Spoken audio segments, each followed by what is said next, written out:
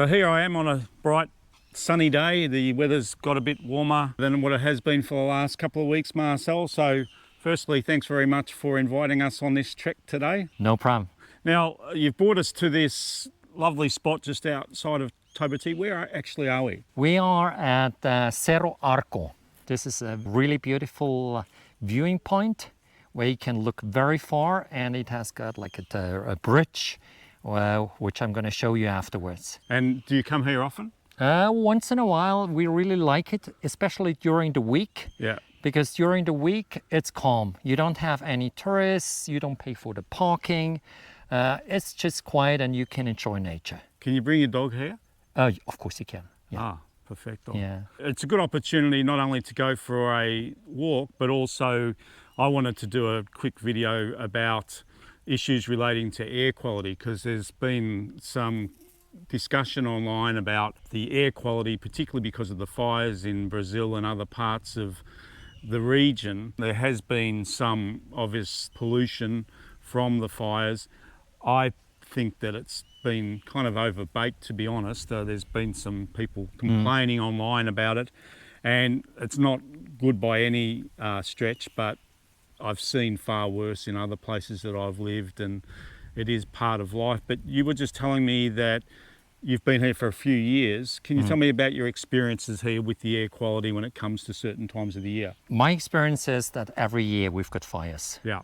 And this is, to me, what I've experienced about air quality, no difference in comparison to the last years. Oh, okay. It's not worse, it's not better, it's just normal. Yeah, right. And should we expect that it will, well, today it's actually not too bad at all. So is there a particular time where it just sort of cuts off and everything's cool, or do you just see it intermittently through the year? I think sometimes it's smoky and sometimes it's less. But like I said, this seems to be normal. And a lot of it's because of the agricultural practices, and it's quite traditional for them to burn off sections of their land. That's what they do as well.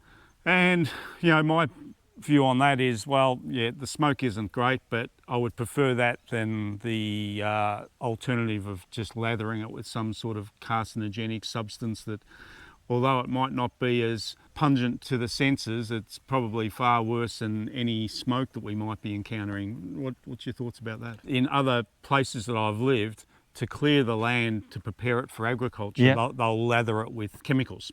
Okay. And so for me personally, if the lesser of two evils for me is to do what they're doing, they burn off, it creates some smoke, but the smoke goes away. And I think so too. Unlike the residual buildup that you'd get with chemicals. Yeah.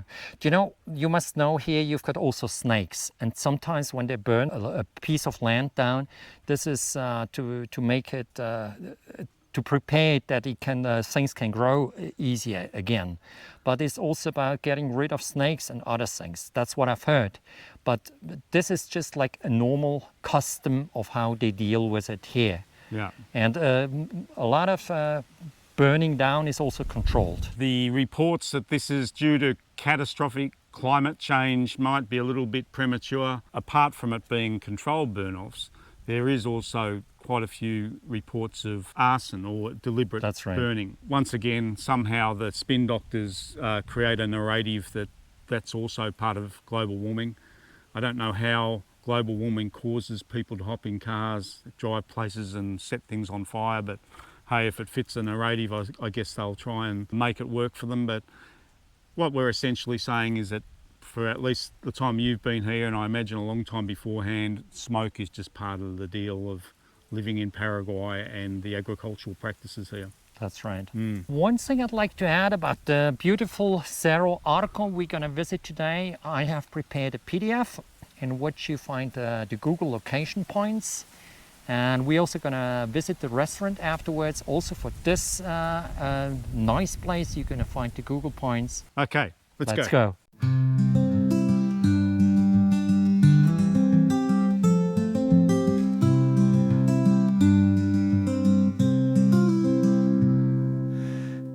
Years gone, the clock just keeps on turning. Memories flicker like a candle's flame.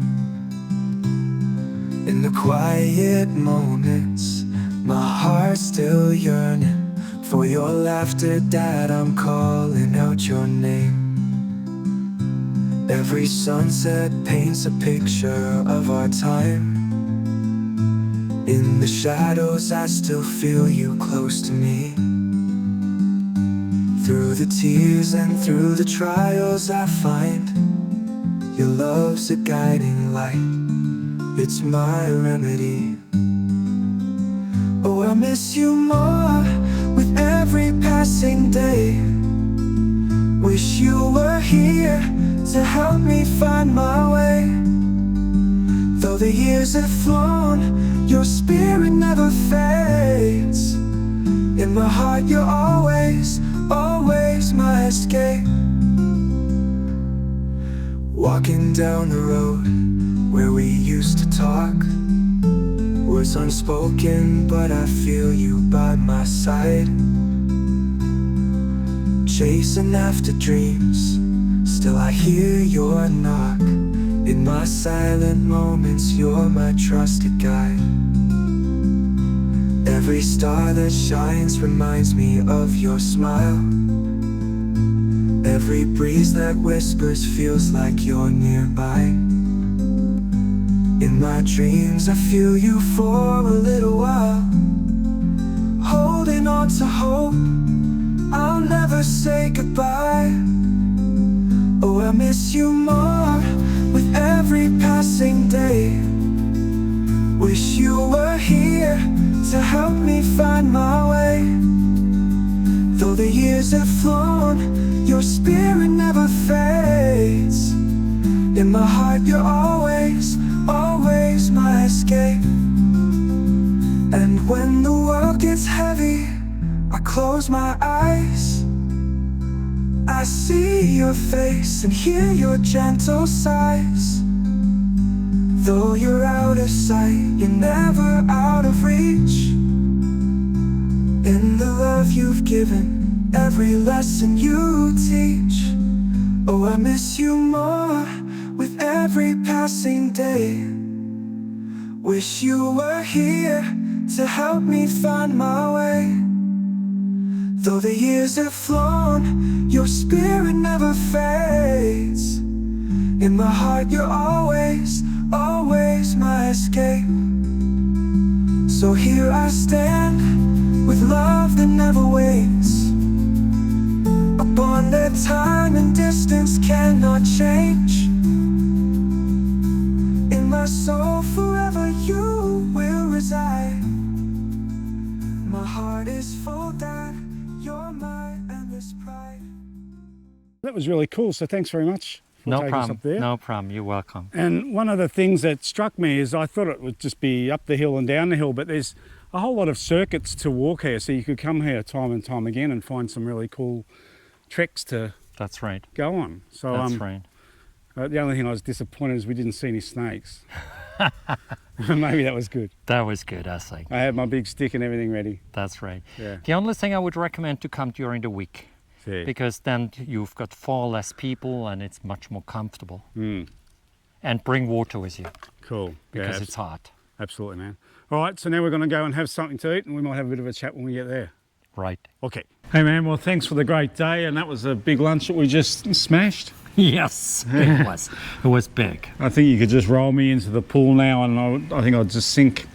But no, that was really cool.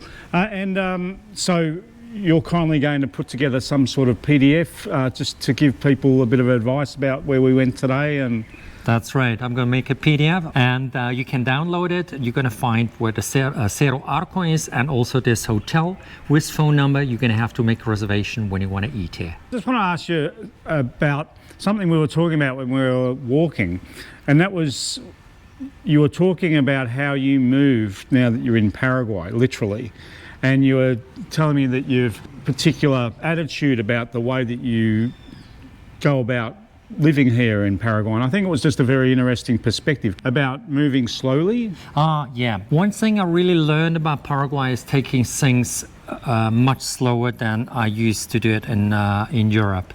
One thing is, for instance, when I drive, I let everyone pass in front of me. This is something for my security and that I don't get involved into an accident. And I do have the time to do so. It's like a privilege actually having the time that you don't have to rush anymore.